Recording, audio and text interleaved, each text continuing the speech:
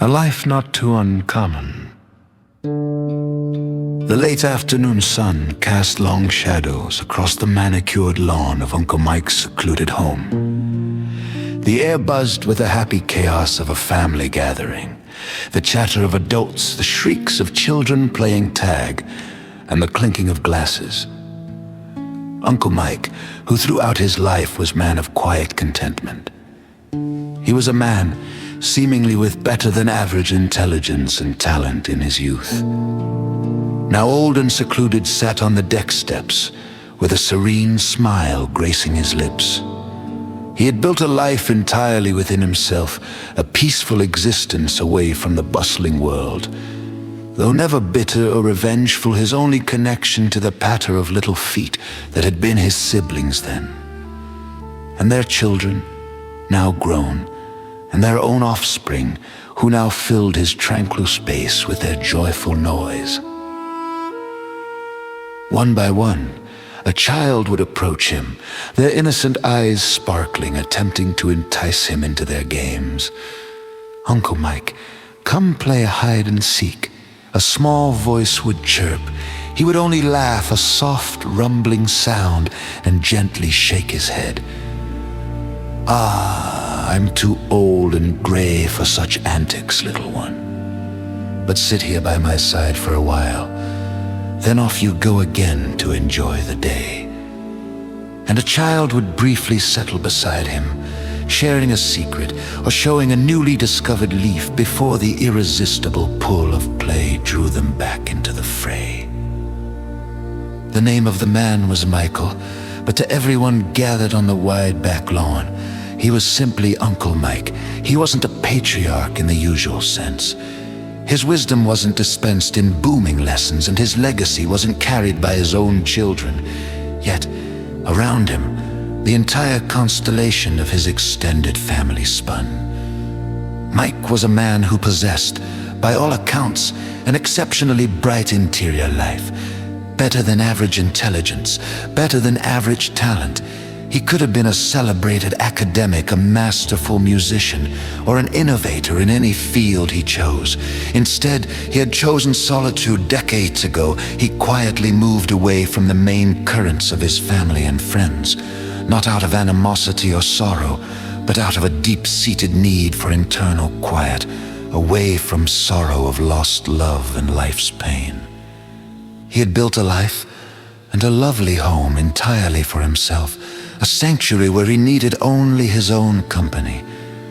He was not bitter. He held no grudges against the world he had stepped back from. He was, in his self-constructed universe, utterly and profoundly at peace.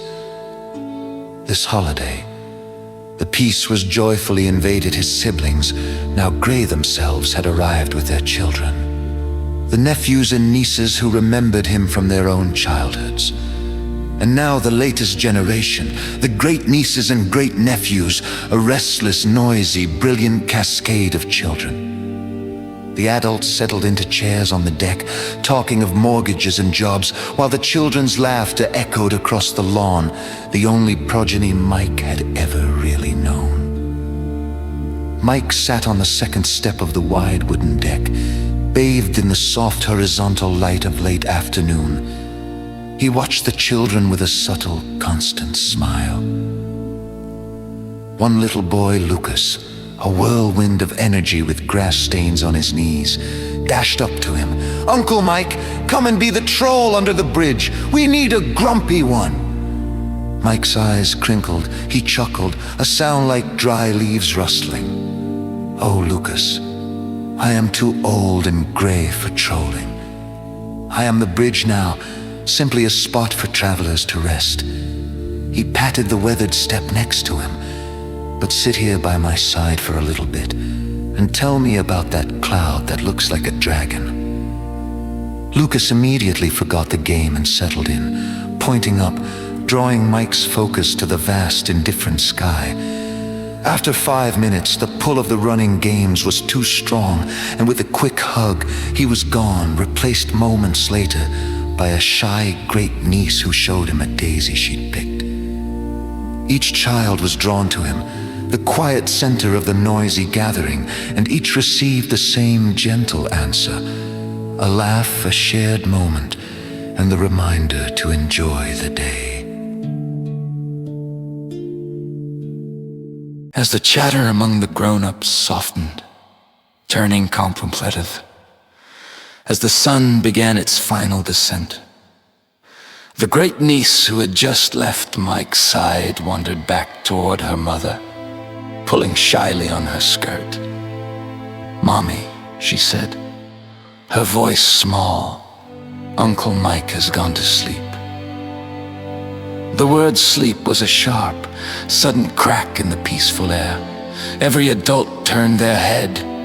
Mike was still hunched on the steps, his favorite place, but his head was now resting slightly against the wooden railing, his hand settled peacefully in his lap, and his eyes were closed in a way that wasn't restful.